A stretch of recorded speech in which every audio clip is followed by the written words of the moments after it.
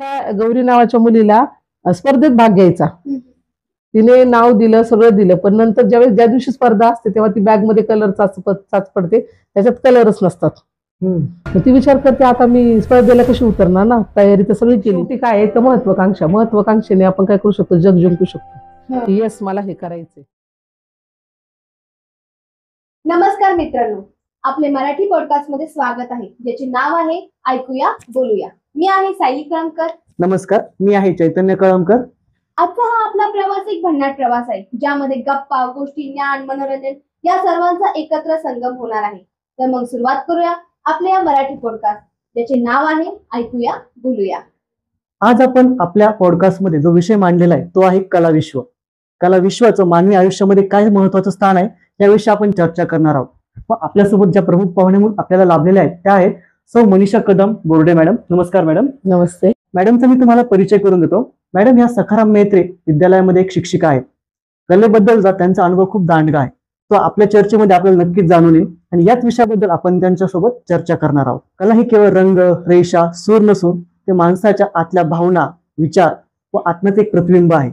कला नेमकी काय असते, तिचं मानवी आयुष्यामध्ये काय महत्वाचं स्थान आहे आणि आजच्या यांत्रिक युगामध्ये ती कुठे हरवून गेली याविषयी आपण आज त्यांच्यासोबत चर्चा करणार आहोत. मॅडम, तुम्हाला असं विचार वाटतंय कला म्हणजे नेमकं काय असतं बरं?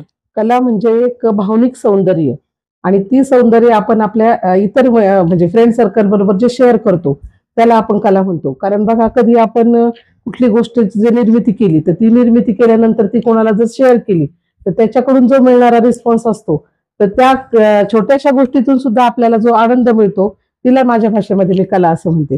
कारण मी जे जीवनात जगते ते केवळ कलेवर जगते. कारण कला ही माणसाला जगण्याला एक छान साधन आहे आणि जगण्याला शिकवण्याचं पण एक साधन आहे, की आपण कसं जगावं, कुठे जगावं. आणि त्याच्या जगत असताना किती जरी संकट आली तर छोट्याशा कलेतून सुद्धा आपण त्या संकटावर मात करू शकतो. मॅम, या धावपळीच्या जगात कला ही माणसाला कशी एक मानसिक समाधान देते? आता धावपळीचं युग म्हणजे आपण जगतोय हे सध्याचं सगळ्यांचंच, तुमचं आमचं सगळ्यांचंच हे धावपळीचं युग आहे. आपण सकाळी उठल्यापासून तर रात्रीपर्यंत वेगवेगळ्या नवीन नवीन विचारांनी, कल्पनांनी जगत असतो. आणि हे जगत असताना आपल्याला छोटे मोठे सुखादुःखाचे प्रसंग येत असतात.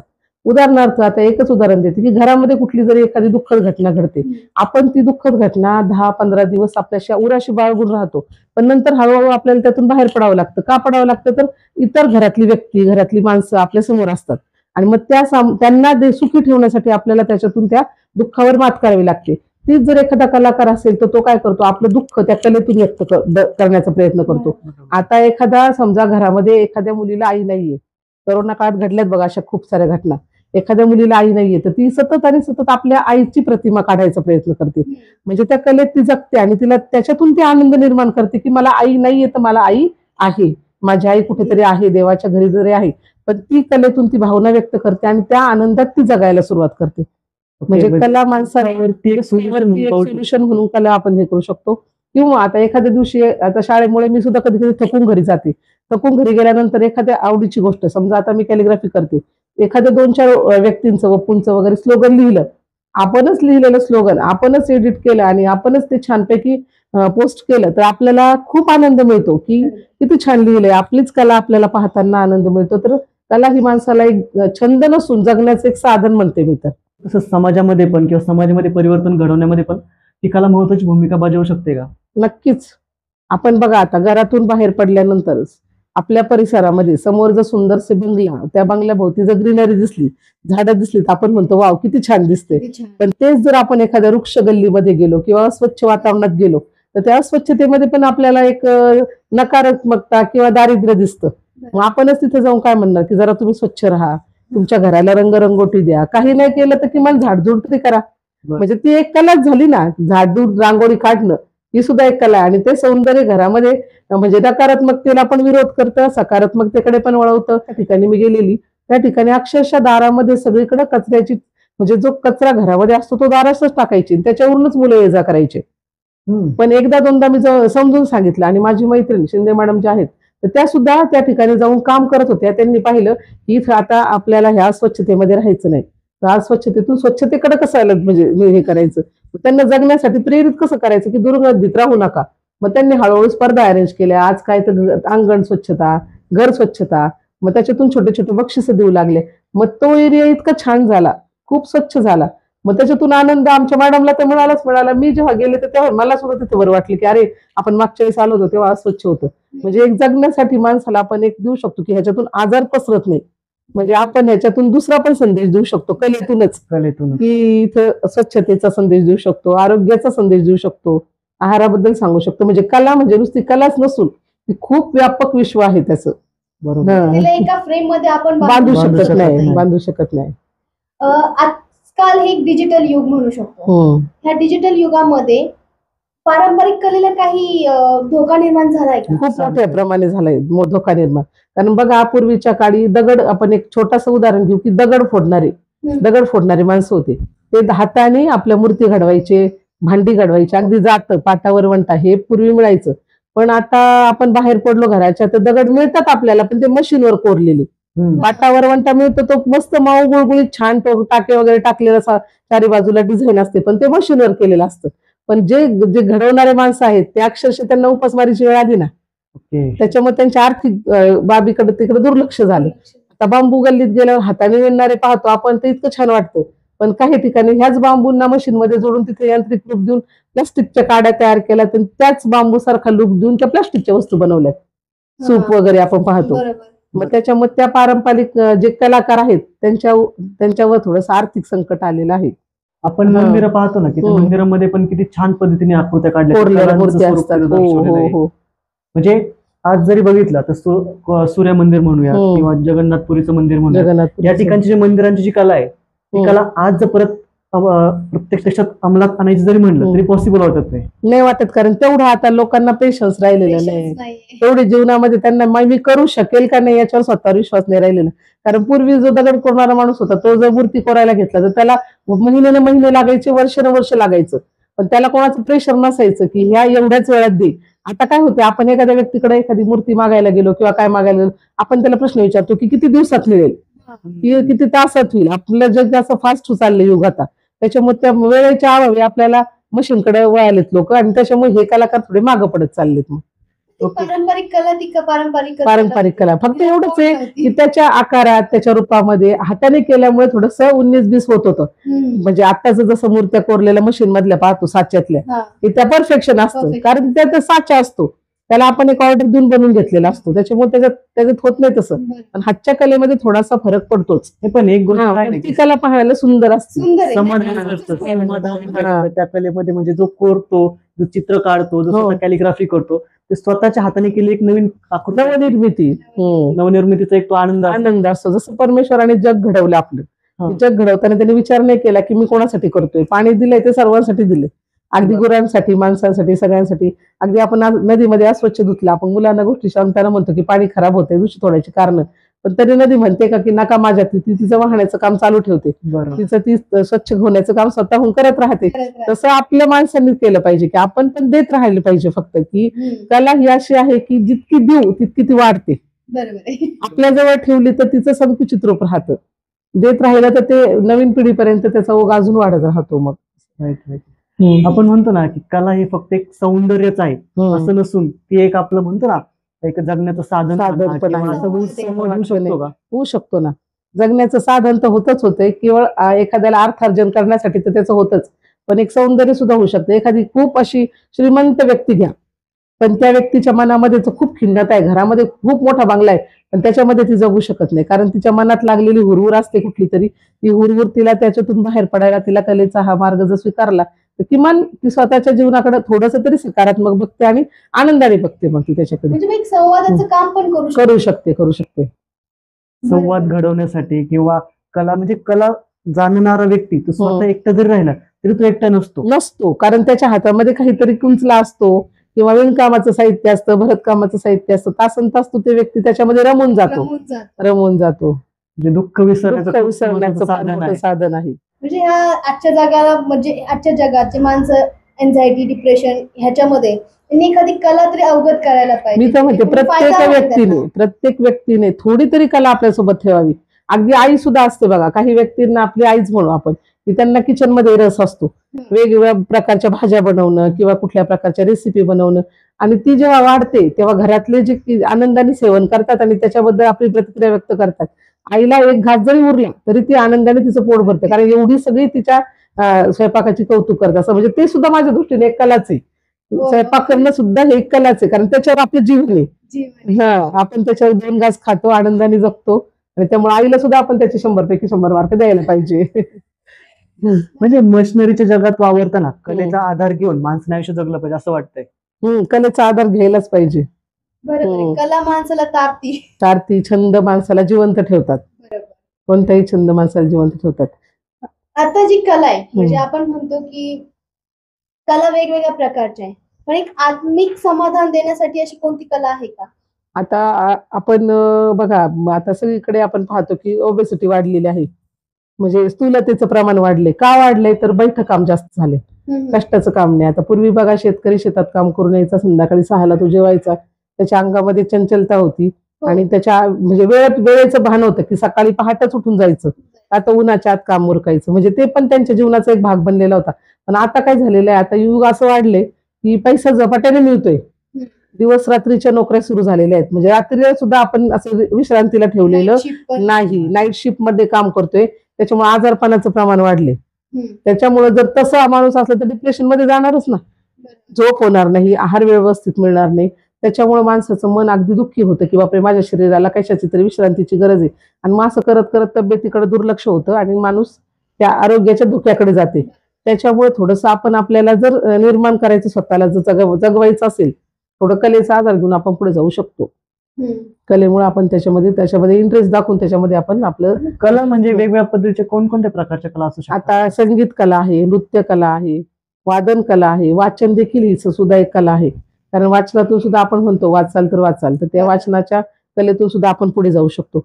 म्हणजे अशा प्रकारच्या वेगवेगळ्या कला आहेत. एखाद्याला कवितेचा छंद करायची कला असते, मग आपल्या कविता आपल्या वाचून देखील आपल्याला आनंद होतो. सुखावर बघा, काही कवींच्या मग त्यांच्यातला भाव तो बाहेर पडतो.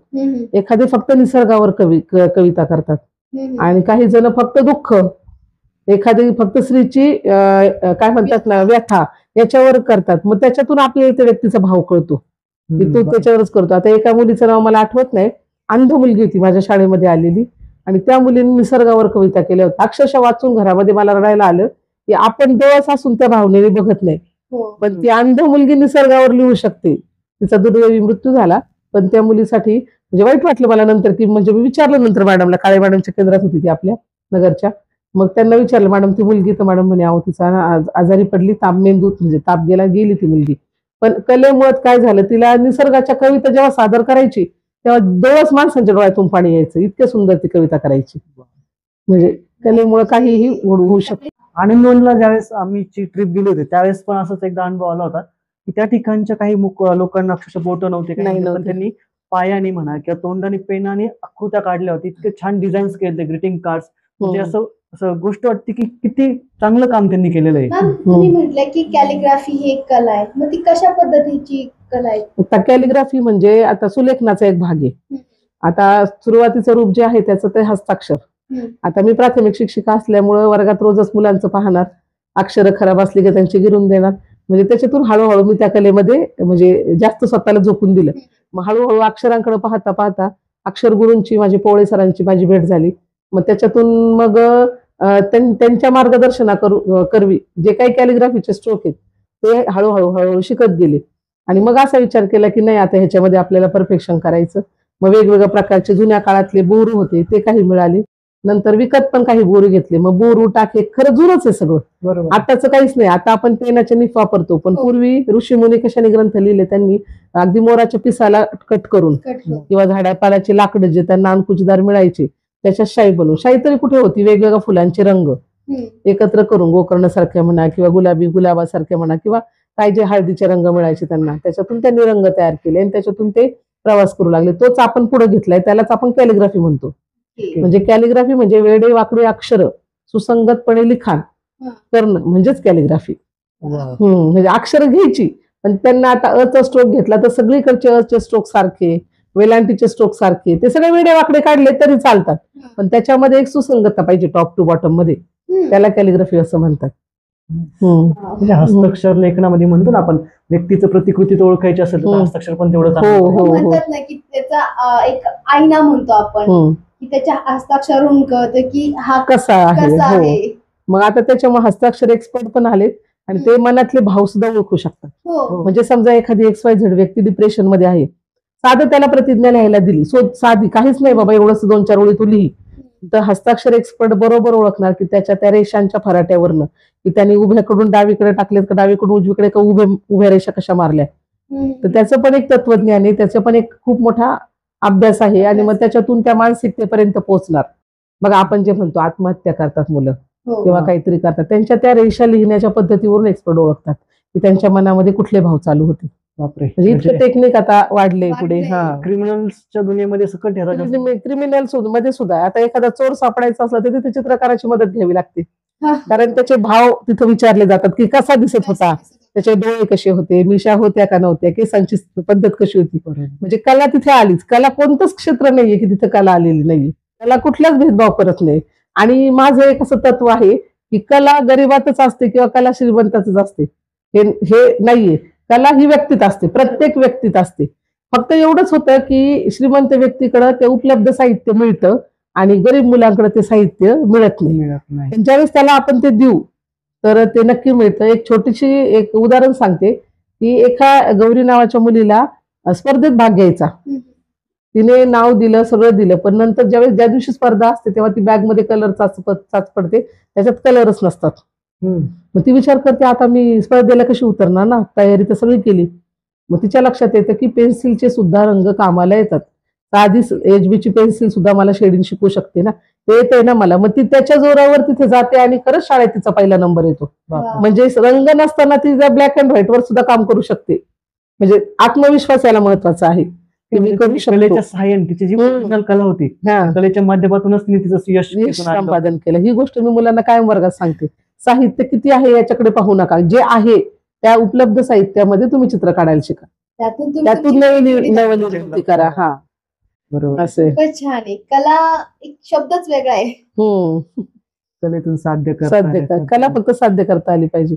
आता तब्येतीसाठी मी मगाशी विषय घेतला, त्याच्यामध्ये योग सुद्धा ही एक कला आहे. ही सूर्यनमस्कार सुद्धा कला आहे. रामदास स्वामींनी केले 100 सूर्यनमस्कार घालत होती. त्या काळातलं उदाहरण आता देता येईल आपल्याला.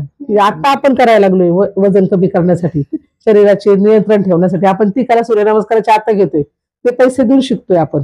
स्वामींनी आपल्याला 100 वर्षापासून सांगितलं रोज सूर्यनमस्कार घाला, तेव्हा नाही ऐकलं आपण, पण आता आपण तब्येतीसाठी म्हणून ती कला स्वीकारली असं झाले. कलेतून म्हणजे अशा खूप साऱ्या गोष्टी आपल्याला समजण्यास मदत होते. म्हणजे कला माणसाचं आयुष्य किती छान पद्धतीने घडवू शकते किंवा आपल्याला आयुष्याला वेगळे कांगोरे देऊ शकते आणि एक स्वतःला एकलकोंडेपणा कधीच ठेवू शकणार नाही. आम्हाला याच्यातून वाटतं सहज भेटण्यासारखा मेसेज आहे. आपल्यातली कला ओळखून त्याला आपण कशा पद्धतीने पुढे नेऊ शकतो. आता प्रत्येकाला कुठल्या तरी गोष्टीचा आवड आहे. ज्याला जर वाटतं मला विणकाम येते तर त्याने स्वतःचा विणकामाचा वेळ आपण तो इतरांपर्यंत पण पोहोचवावी. कारण आता बघा विणकाम, भरतकाम या कला किंवा पूर्वीचे बटवे विणणं ही कला लोप पावत चालली, कारण विकत मिळतंय सगळं आता. आणि लोकांमध्ये काळच निर्माण झालाय, मोबाईलवर पाहायचं, अमेझॉनवर पाहायचं, वेगवेगळे आता ऍप्स आलेले त्याच्यावर पाहायचं आणि मागवायचं, ते कमी किमतीला मिळते. पण आपण जर त्याच्यामध्ये शिकलो तर आपल्या हाताची जी नवनिर्मिती आहे 2 मैत्रिणींपर्यंत किंवा 2 फॅमिलीपर्यंत जरी पोहोचवली तर तिथून ती पुढे जायला मदत होती. बरोबर. आता क्रॉस स्टिच संपले, विणलेल्या साड्या मिळत नाही. पूर्वीच्या काही साड्यांना लेस दोऱ्याची विणायच्या, आता दोऱ्याचं विणकाम करताना कोणी दिसत नाही, लोकरीचं दिसत नाही. त्याच्यामुळे लोक आता कंटाळवाणी झाले, थोडेसे निवड झाले. फेमस झाले नाही की आता सपोज आपण म्हणतो ना स्वेटर आहे, आता लोकरीचं विणलेलं स्वेटर ते पण आता खूप फेमस आणि ट्रेंडिंग झालंय. काय झालंय, लोक आता एक बिझनेस स्वरूपात त्याच्याकडे पाहायला लागली की मला स्वेटर विणतंय, मी ते का नको टाकू, मग कुठेतरी इंस्टाग्रामवर वगैरे टाकायचं की मला स्वेटर विणता येते. 4 लोक नक्कीच त्याला फॉलो करतात आणि त्यातलं एखादं तरी ते मागतं. बरोबर. मग ते मागितल्यावर ह्या व्यक्तीचा पण एक फायदा होतो आणि दुसरी गोष्ट त्या व्यक्तीला हाताने विणलेली कला मिळते. बघा पूर्वी आईची आजीची साडी गोदडी म्हणून वापरली जायची. बरोबर. मग ती गोदडी म्हणून का घ्यायचो तर ती धुवून माऊ व्हायचं ते धागा आणि मग तो आपण वापरायचो बाळासाठी, ती बाळाला ती माऊ गोदडी. नवीन आता काय झालंय, नवीन सगळं विकत मिळते, त्याच्यामुळे त्याच्याकडे ते थोडस आपण मागे पाहतोय, दुर्लक्षित पडल्यासारखं. आपण ह्या गोष्टींकडे लक्ष द्यायला पाहिजे. म्हणजे जी कला आयुष्य घडू शकते त्या कलेच आपण विसरता कामा नये. हा ती कला सोबतच घेऊन प्रत्येकाने चाललं पाहिजे. केलं पाहिजे. नक्कीच आपण असंच कंटिन्यू त्या कलेसोबत चालत राहणार आहोत. तर मला एक विचारायचं होतं की तुम्ही आमच्या या नवोदित कलाकारांना म्हणजे आताचे जे नवीन कलाकार आहे त्यांना तुम्ही काय संदेश देऊ शकाल? आता तुमच्या अंगातली स्वतःची कला आधी ओळखायची बरं. की मला कशामध्ये छंद जोपासायचा आहे. वाचनामध्ये जोपासायचा असेल तर तुम्ही पुस्तकं वाचा, त्याचं टिपण ठेवा आणि ते कोणाला तरी सांगत जा की मी हे वाचले ते वाचले, किंवा ज्यांना कोणाला वाचनाची आवड नाही किंवा त्याच्यापर्यंत तो मेसेज जाईल की ह्या धड्यामध्ये किंवा ह्या पुस्तकामध्ये हे आहे. हा. दुसरं, आपल्याला जर जी कला जोपासायची त्याच्यामध्ये नकारात्मकता नको. बरोबर आहे. नकारात्मकता, मला जमेल का, मला होईल का, मी करू शकेल का, हे बोलायचं नाही. त्याच्यासाठी एक सोपं उदाहरण आहे आईस्क्रीमचं. आईस्क्रीम म्हणजे आत्मविश्वास, स म्हणजे सकारात्मकता. म्हणजे आत्मविश्वास आणि ती कला जोपासा. ते जोपासण्यासाठी मनामध्ये सकारात्मक विचार ठेवा. नंतर आपली इच्छाशक्ती ठेवा प्रबळ. ती इच्छाशक्ती ठेवल्यानंतर आपल्याला ती क्रिया करण्यामध्ये क्रियाशीलता येईल. बरोबर आहे. म्हणजे प्रत्येक गोष्ट आपल्याला करण्याची हे होईल. आणि शेवटी काय आहे तर महत्वाकांक्षेने आपण काय करू शकतो, जग जिंकू शकतो. हा. येस, मला हे करायचंय आणि मी हे आईस्क्रीम. करू शकतो. आणि म्हणून हे आईस्क्रीमचं म्हणजे आत्मविश्वास, इच्छाशक्ती, सकारात्मकता, क्रियाशीलता आणि महत्वाकांक्षा एवढ्या सगळ्या गोष्टी जर आपण जपल्या तर ही आईस्क्रीम आपल्याला नक्कीच कुठपर्यंत तरी घेऊन जाईल. ओके, बरोबर आहे. म्हणजे आईस्क्रीमच्या माध्यमातून खूप चांगल्या गोष्टी कुठेतरी समजतात. कुठेतरी घेऊन जाईल. कलेसाठी आईस्क्रीम. हा. नक्कीच ह्या छान गोष्टी आहेत आणि ह्या गोष्टी सोबत आपण राहिलं पाहिजे. आपण आपल्या ज्या कला आहेत, त्या पूर्वापार चालत आलेल्या कला आहेत, त्यांना विसरून न जाता त्यासोबत राहिलं पाहिजे आणि त्या जपलं पाहिजे. पुढच्या पिढीपर्यंत त्या नक्कीच पोहोचवल्या पाहिजे. आपल्या प्रेक्षकांना मॅम हा संदेश नक्कीच समजला असेल किंवा तुम्ही हो. जो आम्हाला जो डिस्कशन घडलं या ठिकाणी ते खूप मोलाचं मार्गदर्शन केलंय. आम्ही पण या कला या विश्वाबद्दल किंवा कलेबाबत काय काय करता येऊ शकतो त्याबद्दल आम्ही नेहमीच नक्कीच प्रयत्नशील राहू. असंच आपल्या नवीन विषयांसोबत आपण भेटत राहणार आहोत. तुम्ही सुद्धा आमच्यासोबत नक्की जोडत राहा आपल्या सर्वांच्या मराठी पॉडकास्ट सोबत, ज्याचं नाव आहे ऐकूया बोलूया. धन्यवाद.